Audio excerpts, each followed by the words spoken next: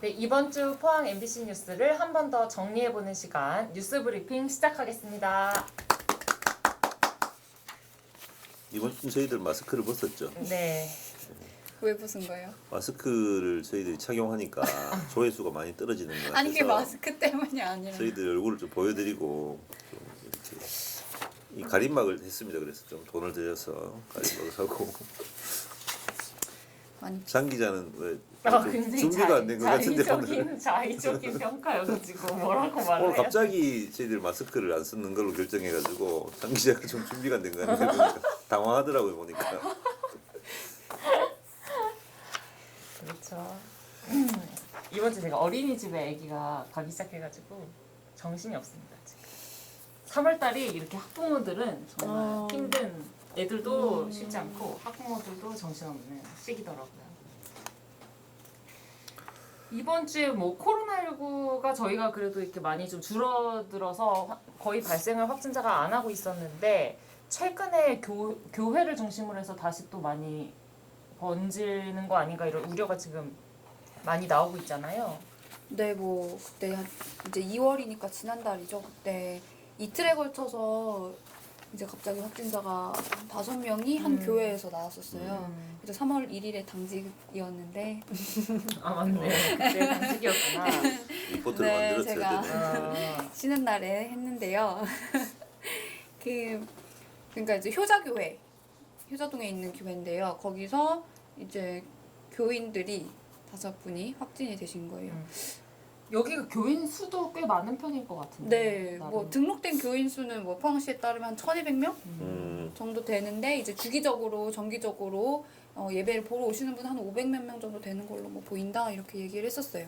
그러면 대면 예배를 했던 건가요 그 동안에? 그쵸, 계속 하고 있었죠. 근데 그동안 방역 수칙 때문에 거리두기 해가지고 예배도 30%, 20% 이렇게만 했었던 거죠. 그래서 뭐 수가 그렇게 많지는 네. 않았다는 거예요. 근데 문제는 이제 이분들이 이렇게 다 한 번에 걸린 건 예배보다는 같이 밥을 드셨다고 해요. 네, 그러니까 이제 우리 제일 효과가 좋은 그 방역 수칙도 그 5인 네. 사적 모임 금지 네. 그거잖아요. 4명, 근데 예. 이분들은 5명이서 이제 5명이서 식사를 하구나. 네, 그런 거죠. 그러면 5명이 다 확진 판정을 받았나요 그러면? 네. 근데 이제 식사를 통해서 감염이 된 건 이제 추정이고요. 추정 이제 역학조사하고 있는 거죠. 식사 때문인지 아닌지는 알 수 없다. 네, 뭐 추정을 하는 거죠, 뭐. 그래서 근데 이 관련해서 뭐 한 370명 교회 관련 접촉자 370명 또 관련 또 은행 직원들까지 네. 해서 뭐 그 확진자가 나온 은행이 있어가지고 예. 직원 중에. 다행히 그래도 다 음성으로 나와서 네네. 이 부분은 좀 크게 문제 없이 좀 지나가는 것 같은 느낌이고. 근데 오늘 또 갑자기 문제가 되는 게 지금 포항 남구에 있는 한 중학교 신입생이 확진 판정을 받아가지고 지금 그 동료 같이 접촉자들 학생들에 대한 그 검사가 지금 이루어지고 있다면서요? 네, 그러니까 이제 중학교 학생이 확진이 됐는데 가족이 3일에 가족이 확진을 받았고요. 그 가족 대상으로 이제 검사를 하면서 이 학생이 이제 확진 나온 건데 뭐 그 가족, 그러니까 맨 처음에 3월 3일에 확진됐던 그 가족은 이제 또 다른 감염자와 접촉이 된 거예요. 근데 이제 그 485번 그 최초의, 그러니까 최근에 나왔던 그분들 중에 최초의 그 감염자는 아직 485번은 누구한테 감염됐는지 역학조사가 알 수 없다. 아직 진행되고 있는 거죠. 알 수가 없는 거죠. 감염을 교회하고는 뭐 관련성이 좀 없나 보죠. 그거. 뭐 확인을 해봐야 되는 거죠. 네. 그래서 교자 교회하고 관련 있는지 없는지는 아직 모르고 이거는 뭐 아직 근데 감염 경로 자체를 모르는 상황이고. 네. 근데 감염 경로 모르는 경우가 꽤 많아가지고. 예. 네. 그래서 아무튼 그래서 검사 결과를 지켜봐야 중학교 몇 명 정도 우리가 추가 검사를 할지는 모르겠지만 상당수 많은 학생들이 네. 검사를 해야 되는 상황인 것 같고 주말 사이에 이게 또 굉장히 좀 주목해야 될 내용인 것 같습니다. 네. 예. 더 이상 이제 확진자가 발생하지 않기를 바라야 될 것 같아요. 그렇죠. 그리고 저희 지금 포스코에서 일하셨던 분 가운데서 폐섬유화증이라고 해서 이 질병으로는 지금 산재 판정이 내려진 게 처음이라면서요. 포스코 안에서는요. 네. 포스코 안에서는 포스코 노동자가 폐섬유증으로 산재를 인정받은 건 처음인 거죠. 이 부분을 만나 보셨죠? 이제 취재하면서 네. 박 기자가 그죠? 네. 예. 이제 지금 상황은 폐가 이제 굳어가는 병인 건데 더 이상 그러니까 이게 불치병, 난치병 이런 병이래요. 그래서 이제 그걸 고치기는 굉장히 힘들고 더 이상 나빠지지 않도록 약을 먹어서 그 정도까지인데 그 약이 또 뭐 합병증 같은 것들도 많이 오고 부작용들도 많아서 그 햇빛에 뭐 알러지 같은 걸 생긴다던가 뭐 이런 게 많아지셔가지고 항상 모자를 쓰고 다니셔야 하고 이런 식으로 좀 많이 힘들어 하시더라고요. 굉장히 고통스러운 질병이네요. 네.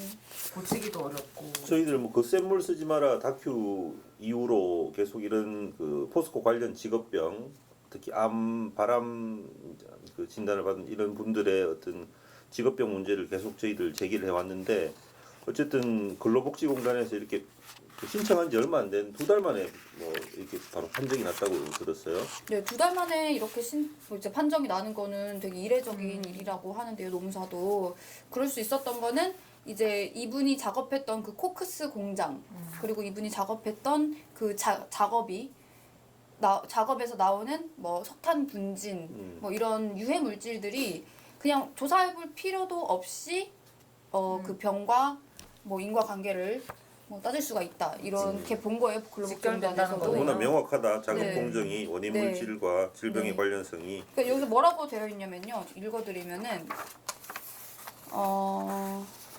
직업력과 작업 공정이 명확하고 원인 물질하고 질병과의 관련성도 잘 알려져 있어서 추가적인 전문 조사 없이 업무 관련성 판단이 가능하다라고 이제 근로복지공단에서도 그렇게 판단을 했어요. 이분뿐만 아니라 이제 이분하고 비슷하게 또 폐 질환을 앓고 있는 네. 분들도 그 산재 신청하신 분들 많죠, 그죠? 네, 폐섬유증이신 분도 있고요. 폐암도 많으십니다. 그분들도 조만간에 유사하게 이렇게 산재 인정을 받을 가능성이 높겠네요. 그러면 그렇죠, 아무래도. 지난해 12월 이후 집단 산재를 신청한 포스코 노동자는 14명이고 그 가운데 이제 9명이 폐질환을 앓고 있는 상황인데 이분들이 대부분 이렇게 산재 인정을 받게 되면 추가적인 어떤 산재 신청이라든가 이런 것도 계속 그렇죠. 잇따르지 않겠나.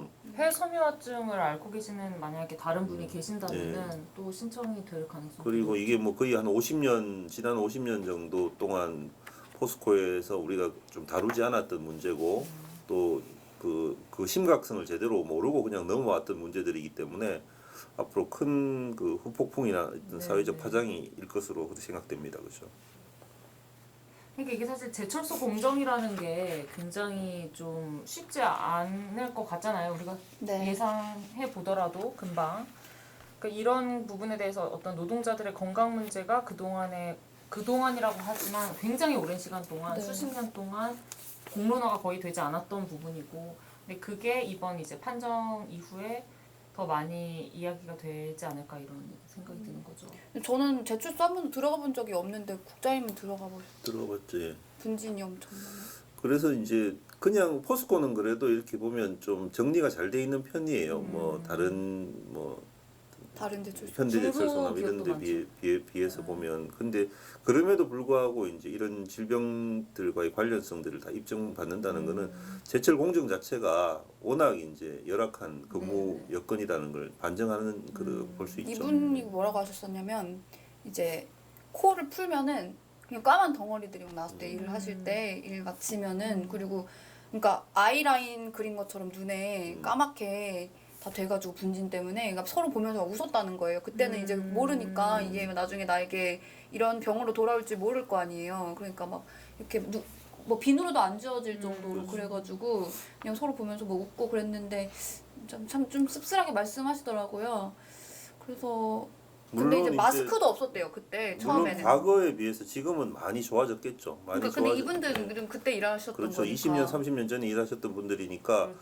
그 후유증들이 지금 나타나는 거니까 어쨌든 이런 분들에 대해서는 이제 적절한 보상이라든가 이런 부분들이 이루어져야 안 되겠습니까, 그죠? 이렇게 직업병은 이렇게 바로 드러나는 문제가 수십 년에 아니니까 걸쳐서. 사실 좀 이렇게 수면 아래 잠자고 있던 문제인데 저희들 이번에 다큐를 통해서도 그 부분을 정면으로 다루고 했기 때문에 이번 일을 계기로 해가지고 좀 이런 부분들이 많이 좀 드러나고 좀 보상을 제대로 받았으면 좋겠습니다. 그죠? 그리고 그 최정호 회장에 대해서 지금 여러 말들이 지금 굉장히 많이 터져 나오고 있어요. 지금 연임을 앞두고 있기 때문에 이 부분에 대해서 지금 반대한다는 지금 목소리가 굉장히 많은데 최근에 이제 금속노조에서도 공개적으로 기자회견을 열고 네. 이렇게 검찰을 고발하기도 하고 네. 뭐 천막 농성도 하기로 했다면서요. 시작했어요. 네. 그래서 주주총회가 12일인데요. 그때 이제 연임 여부가 결정이 나는데 그날까지 한 명씩 이제 노동자분들이 한 명씩 돌아가면서 24시간 단식 투쟁을 천막 농성을 통해서 뭐 이어간다. 그러니까 노조에서는 지금 최정호 회장 연임 절대 안 된다고 이야기하는 이유가 어쨌든 지금 이런 여러 가지 산재 문제나 네. 여러 가지 그런 언급 공해. 우리 청문회도 있었고 네, 산재, 공해, 그거에 책임이 크다는 거죠. 노조 탄압 뭐 이런 여러 가지 지금까지 문제가 됐었던 부분들에 대해서 이제 뭐 최정호 회장이 어떻게 뭐 제대로 입장을 밝힌다던가 아니면은 정말 노동자들에게 뭐 같이 이야기를 나눈다던가 아니면은 뭐 산재 문제에 대해서 뭐 이렇게 자기가 해결 방안을 내놓다던가 제대로 된. 그러니까 그 이번에 그 청문회 때도 그 1조 3천억 원에 대해서 뭐 제대로 뭐 밝혀라라고 네, 했는데 네. 결국에는 그렇게도 못했잖아요. 지난주 저희들도 이제 산재청문회 집중적으로 조명해가지고 좀 분석도 해드리고 했는데 산재청문회에서 이어져서 또 최정호 회장의 지난 3년은 실패한 3년이다 이렇게 해서 국회에서 또 노동단체, 환경단체, 시민사회단체가 모여가지고 최정호 회장 3년 포스코가 위험하다 이런 제목으로 토론회도 열렸죠, 그죠? 네. 여기서도 또 최정호 회장에 대한 비판이라든가 연임을 해서는 안 된다라는 목소리가 나왔고요, 그죠? 네. 그렇죠. 그래서 이 최정호 회장 뭐 지금 연임은 거의 확실시 된다라는 어떤 이야기들이 나오고 있는데 뭐 연임이 될지 안 될지는 모르겠습니다만은 박 기자는 어떻게 최정호 회장이 연임이 될 것 같아요? 하지 않을까요?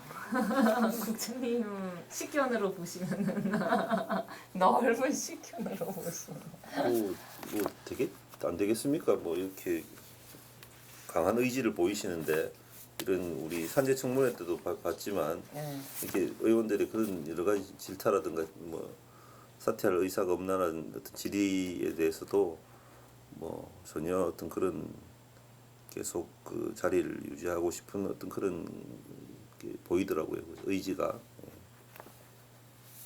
그래서 또 뭐 포스코 전사적으로도 어쨌든 이런 최정호 회장의 연임을 위해서 뭐 이런 좀 최근에 어떤 홍보를 한 게 아닌가 하는 논란이 있었던 거잖아요. 좀 저희 지인들도 이게 연임을 노린 거다라는 얘기를 많이 했거든요. 어떤 게요? 리튬 호수 아르헨티나에 있는 네.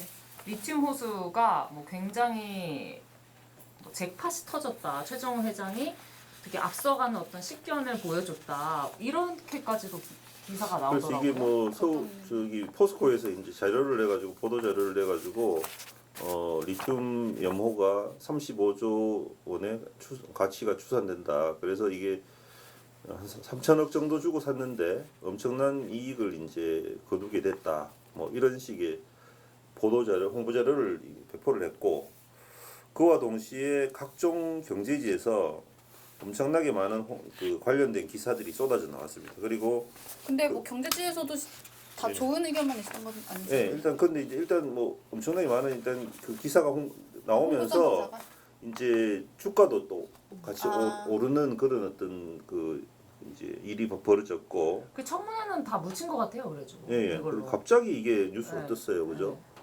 그래서 이게 뭐 근데 또 일부 이제 경제지에서는 도리어 이 문제가 뻥튀기 의혹이 있다. 이 아르헨티나 염호 가치가 과연 그 정도의 가치가 있느냐. 뭐 이렇게 해서 뭐 전자신문이라든가 아니면 머니투데이 뭐 이 경제지까지 이렇게 이제 문제를 제기했어요. 이게 과연 실제 그만큼 가치가 있지 않다.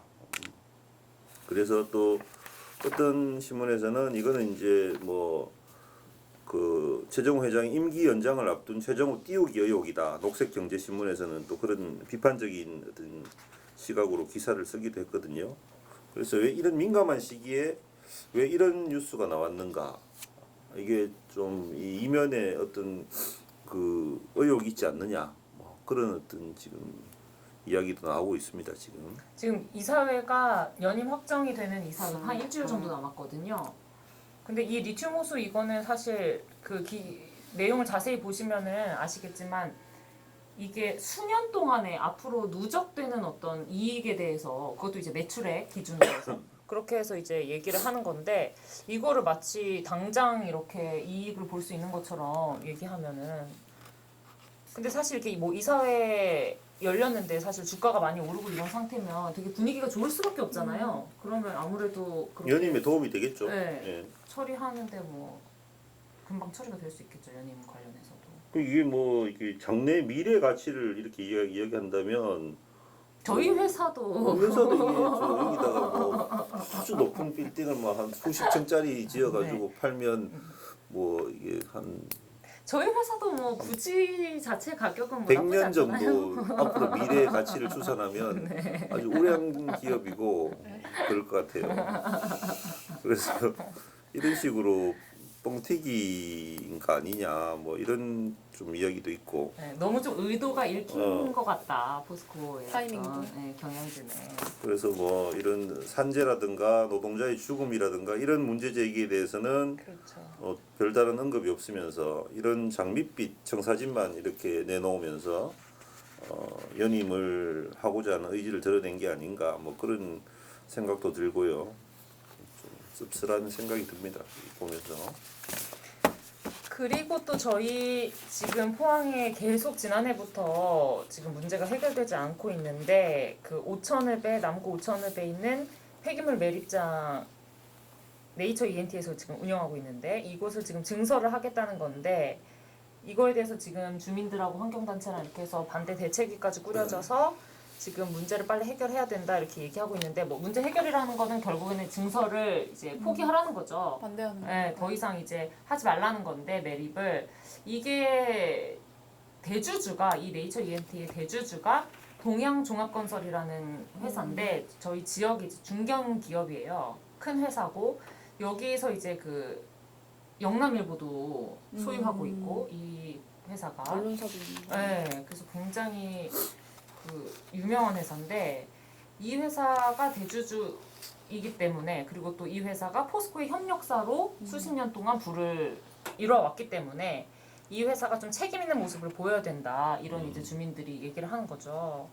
이 회사 그러면 기존에 이제 이 그 증설을 하지 않겠다라고 약속을 했다는 거죠. 네네. 그러니까 2014년에 이제 그 12월 31일까지 2017년 12월 31일까지로 이제 매립을 끝내겠다라고 하는 약속을 오천 지역발전협의회랑 했다는 거예요. 2014년에. 근데 그래서 이 협약에 대해서 상생 협약에 대해서 네이처 ENT도 인정을 해요. 그래서 우리가 이렇게 주민들하고 협약을 맺은 건 맞다. 그래서 우리도 2017년 12월 31일에 잔여 용량이 조금 남았는데도 불구하고 더 폐기물을 반입하지 않았다. 그 이유는 이 협약 때문이다. 이렇게 얘기를 하거든요. 그러니까 이 협약에 대해서는 인정을 하고 있는 거예요. 근데 이제 네이처 ENT의 입장은 이 협약을 맺었던 매립장하고 그 이번에 증설에 해당되는 그 매립장은 서로 다르다는 거예요. 그러니까 사실 주민들 입장에서 볼 때는 약간 좀 그러니까 뭐 그 네이처 ENT 하는 논리는 이제 기존에 매립돼 있는 매립장의 어떤 시설의 안전성에 문제가 있기 때문에 네네. 그 문제를 해결하기 위해서 좀 옮기는 거다. 네.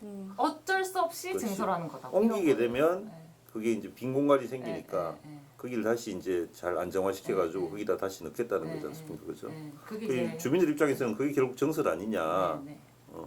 약속을 왜 어기는 거냐, 뭐 이런 식으로 이제 또 항의할 수밖에 없는 거고.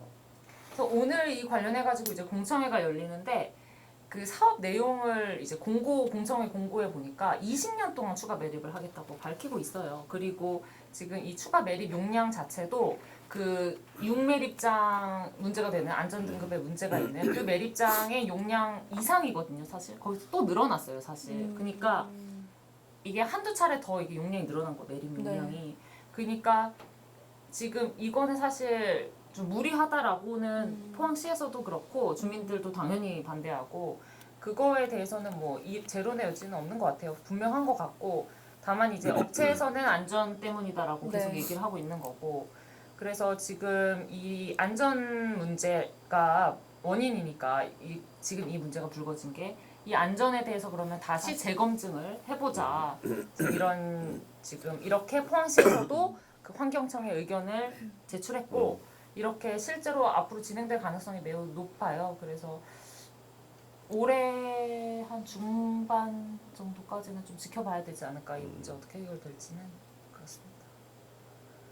그래서 뭐 이 지역 이쪽 지역에 뭐 전에도 저희들이 많이 다뤘습니다만은 이쪽 지역에 이제 환경 뭐 오염 관련된 시설 아니면 쓰레기 매립장 뭐 아니면 소각장 이런 부분들이 많이 몰려 있다 보니까 주민들은 피해 의식이 아주 클 수밖에 없고 그렇죠.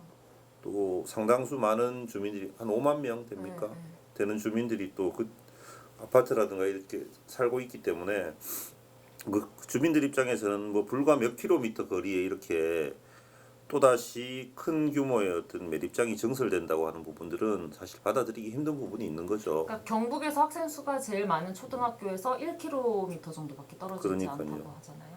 그래서 뭐 이게 도시 계획이 잘못된 건지 아니면 뭐 이런 그렇게 많은 사람들이 사는 곳에 이런 매립장이 있고 또 뭐 소각장이 있고 이런 부분들이 참 포항시 행정에도 기본적으로 문제가 있는 거예요, 사실. 그죠?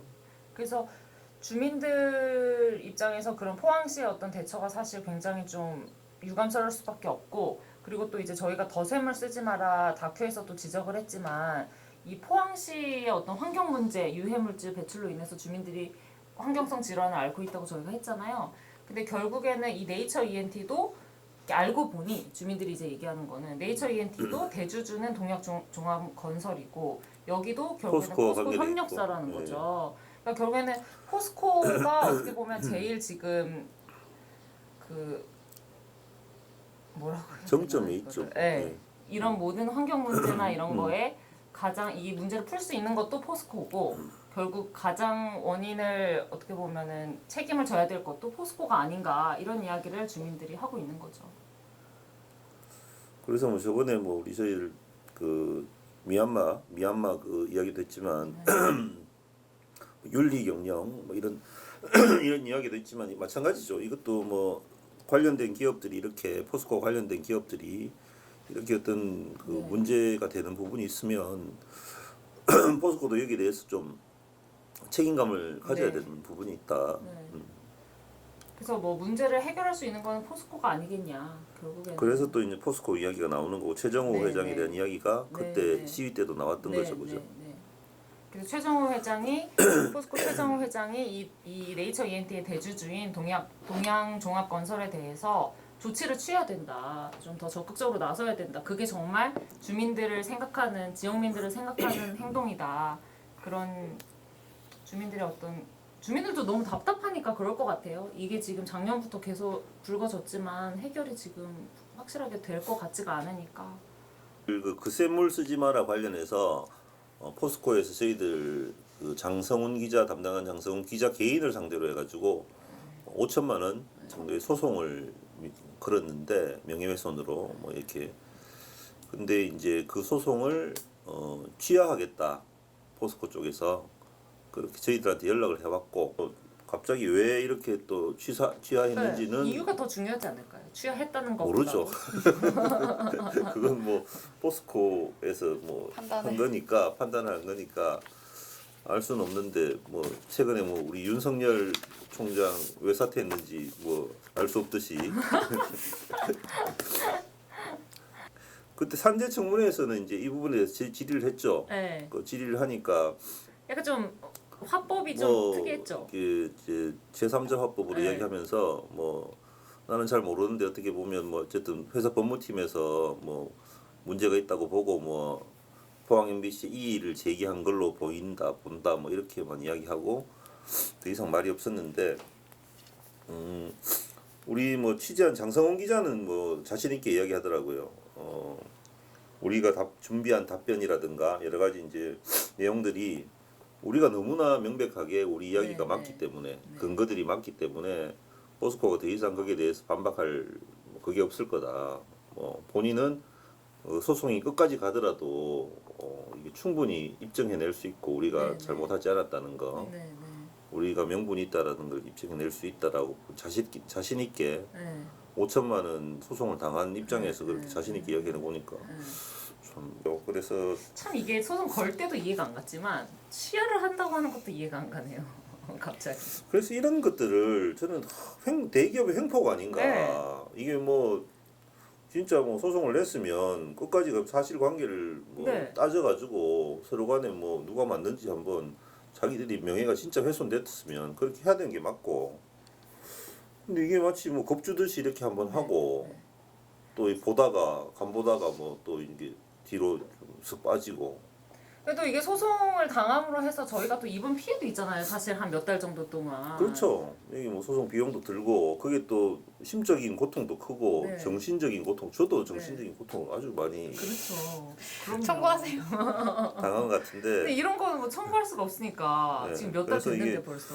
그럼 뭐 이게 저 대기업 입장에서는 뭐 내부적으로 법무팀도 있고 또 뭐 사실 뭐 푼 돈이잖아요. 이렇게 뭐 변호사 이렇게 해서 사가지고 하는 게 뭐 몇백만 원, 몇천만 원 하더라도 푼 돈이니까 그렇죠. 일단 질러보고 아니면 그만이라는 식으로 이렇게 하는 것 같아요.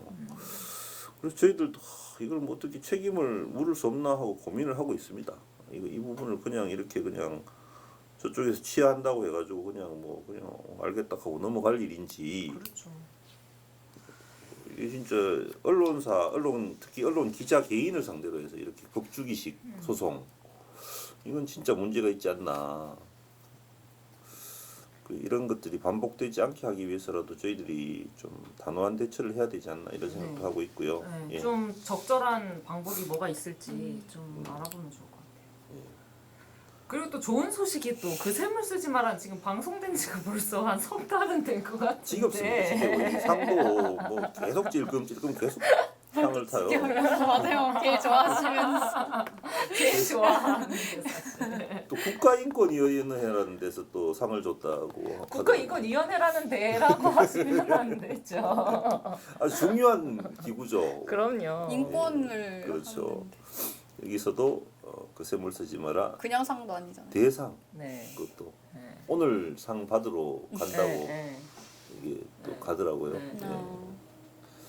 그래서 이게 그 인권 보도상 제10회 인권 보도상에서 한 대여섯 개 작품이 있고 또 그와 그 별개로 또 이제 대상이 있는 거예요. 선정 이유도 되게 좋은데. 네. 근데 선정 이유가 이제 뭐 저희가 쭉 이제 얘기했지만 제일 좀 중요하게 대상을 준 이유는 이거 같아요. 그러니까 지역 사회의 인권 문제를 용기 있게 다뤘다라는 점을 높이 평가했다 하더라고요. 그러니까 저희가 지역 방송사로서 어떤 지역 사회의 이런 문제, 특히 이제 포스코라는 어떤 거대 기업에 대한 문제를 보도하기가 쉽지 않은데 그 인권 문제, 주민들이 겪을 수밖에 없는 환경 문제, 또 직업병 문제 이런 거를 최초로 다뤘다는 점에서 굉장히 용기가 있었다 이렇게 평가하는 것 같아요. 포스코는 우리 지역에서 가장 중요하게 우리가 견제하고 감시해야 될 어떤 하나의 어떤 기업이지 네, 않습니까, 네, 그죠? 네. 그래서 기업 그 이상이죠, 단순한 그렇죠. 기업. 그리고 거기에 관계해서 기사를 쓴 사람들은 여기 앉아 있는 사람들이에요. 이 박성아 기자가 제일 많이 쓴 것 같은데 그때도 박성아 기자를 그러니까 사실 이 고소해야 된다. 이 상은 우리가 다 같이 받는 거랑 마찬가지예요. 우리도 같이 용기 있게 지역 방송국으로서 문제를 뭐 제기했기 때문에. 거기까지 얘기를 확대하려고 한 건 아닌데 어쨌든 제가 너무 기분이 좋더라고요. 그렇게 우리가 다 이때까지 이제 같이 이렇게 보도를 해왔던 거지 그렇죠. 특정 개인이 네네. 어떤 무슨 감정을 가지고 프로그램을 만들고 그럴 수도 없죠. 그 네. 불가능한 이야기고. 그런 점에서 굉장히 비상식적이라고 생각했던 거고 회사를 네. 상대로 한 게 아니었기 그래서 때문에. 이제 그 반면에 이런 상들을 수상하니까 또 이런 부분들은 또 그 부분들이 공정하게 이루어졌다는 걸 인정해 주는 거 아닙니까? 네. 공적으로 공적 기관들이. 네네. 방송통신심의위원회에서도 이달의 프로그램 그렇죠. 그런 상을 부분들도 굉장히 저희들 가치 있는 상이라고 네. 보거든요. 예. 뭐 우리 뉴스 브리핑을 보시는 분들은 저희의 이런 진정성을 당연히 아시지 않을까 그런 생각이 들어가지고 박성아 기자는 뭐 지금 뭐 어때요? 지금 뭐예요? 회사 생활 좀 힘들지 않나요? 힘들죠. 갑자기 뭐 진짜 뻔한 것도 아니고 저 면접하는 줄 알았어요. 좀 불만이 좀 있나요, 좀? 여기 뭘 카메라 끄면 말씀드릴게요. 앞으로도 저희가 이 인권 문제잖아요. 사실 저희가 제기하는 이런 것들이 그러니까 이런 거에 대해서 저희가 당당하게 그렇죠. 네. 저희 주로 이제 보도하면 될 것 인권, 같아요. 안전, 네. 뭐 월성원전도 마찬가지지만 네. 국민 안전 네. 뭐 이런 지역 것들이죠. 네. 예. 그래서 어떤 지역의 어떤 경제적인 문제나 뭐 이런 거에서 좀 독립돼서 이런 지역민들의 인권을 적극적으로 저희가 보도하는 네, 오늘은 여기까지 이야기를 나눠봤고요. 다음 주에도 더 좋은 보도로 여러분을 찾아뵙도록 하겠습니다. 네, 감사합니다.